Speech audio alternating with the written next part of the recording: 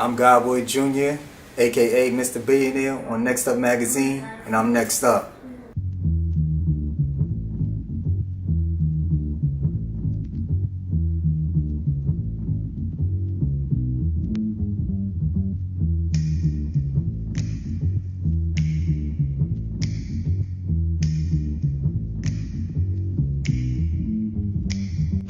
What's going on, world? It's your guy Q Cassius. We live here again, once again on Next Up Magazine. Today's a very, very special day for me. Truly inspired by this man right here and his family. Legendary family by way of Harlem, known for taking care of some of the greats, and I mean the greats. You know what I mean? And it's a pleasure that we were able to get a hold of him today and sit down with him and talk about his new line, what he has going on, the history of his family in the line as well, and what he brings to the game. Without further ado, my guy, Mr. Guy Woods. What's going on, family? How's everything? It's a pleasure being here. Absolutely, man.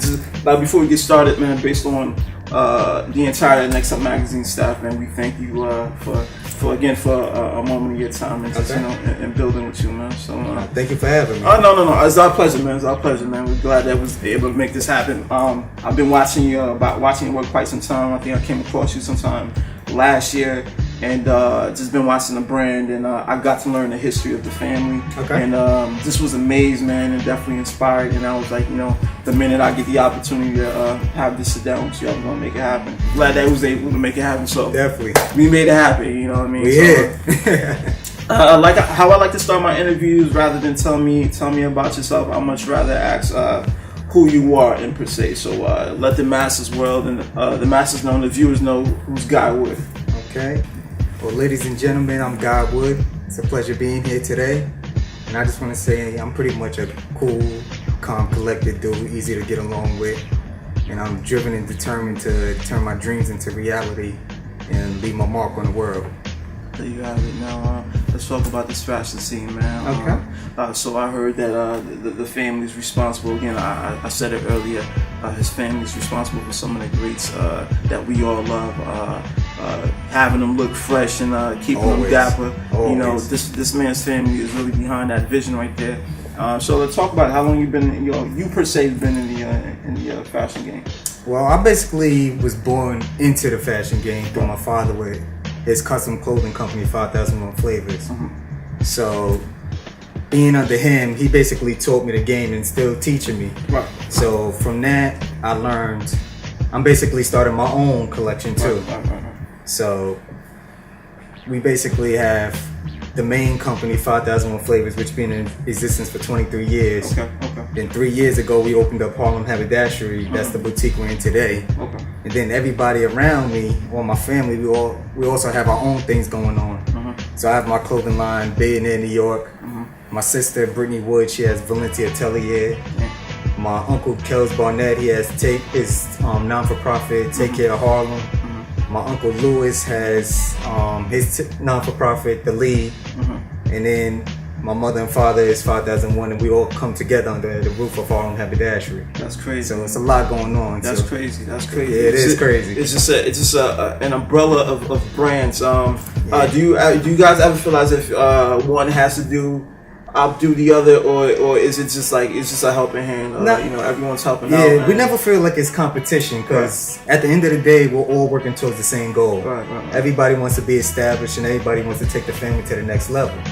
So it's never like, oh, I'm trying to steal your client or do anything like that. We're all working together to help each other grow. So we all feed off each other's energy because we work with each other all day. Then we go home, we're still with each other. Right. So it's crazy, but we all vibe together. We're a solid team, and we're just trying to make it happen. That's tough. Now, being that you're the son to the great Guy Wood Sr., do you ever feel as if there's pressure on you alone? Being that, or expectations from the outside world, as far as like, well, he's the son, like, let's see what he can do. Can he outdo like you said, you did say there is no competition, but how do you feel personally? Yeah. Like, do you feel big shoes to fill? Yeah, it's huge shoes to fill.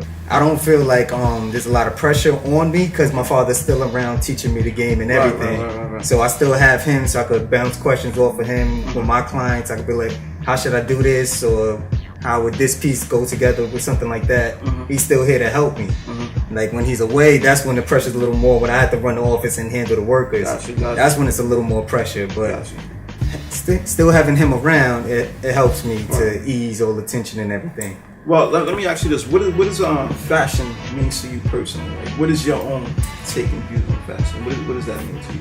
Fashion is basically another expression of yourself. It's a way of talking without having to talk.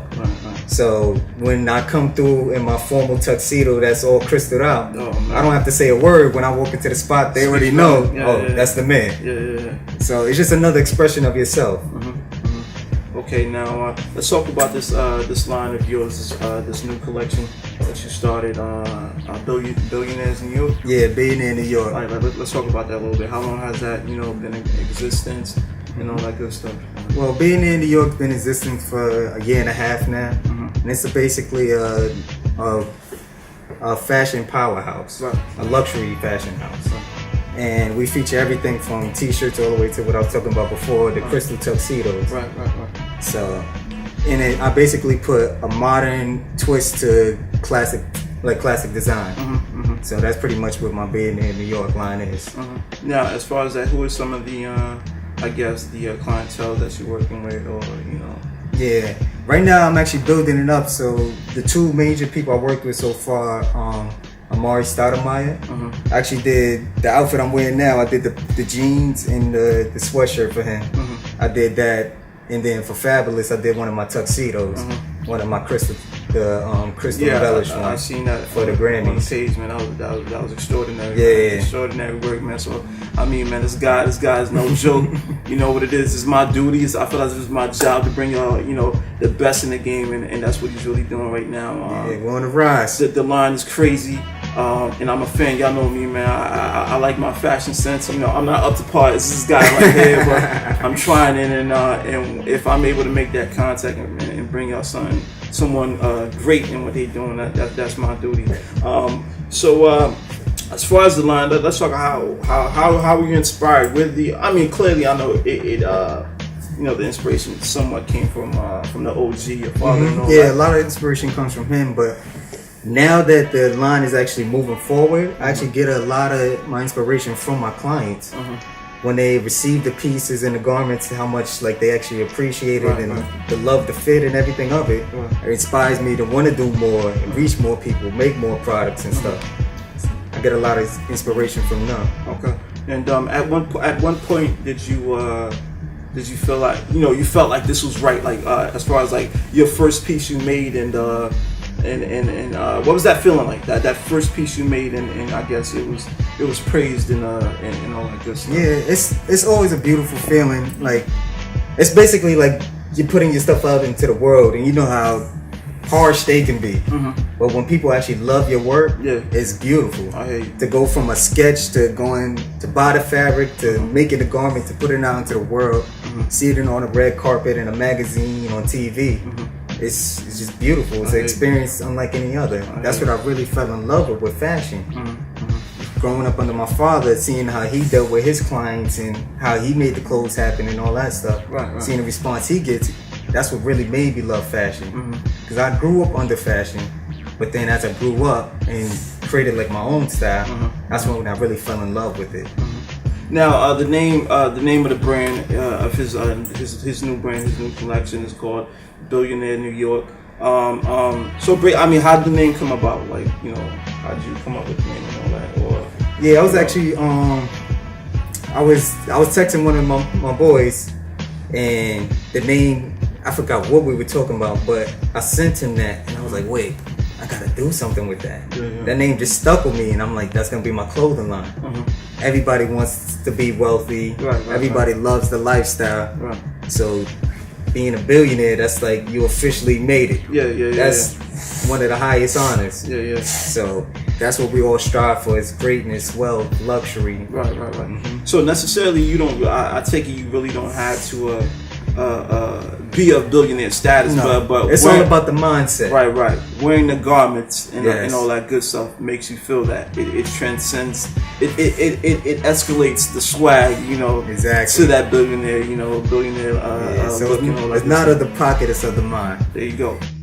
All right. So out of the billionaires in New York line, what is your so let's talk about the pieces. I mean, you say it ranges from t-shirts all the way to luxury jackets and all Yeah, that. so I do casual, informal wear. Like this, everything I'm wearing is being in New York. So That's I have great. a suede motorcycle jacket, premium cotton sweatshirt, and my denim moto jeans. So as you can see, it's nothing crazy flashy. It's a lot of details in the work. So a lot of the stuff you have to get up on it because like even across this front, it's like two seams that you really don't notice from afar, but when you get on the garment, you're like, oh, okay.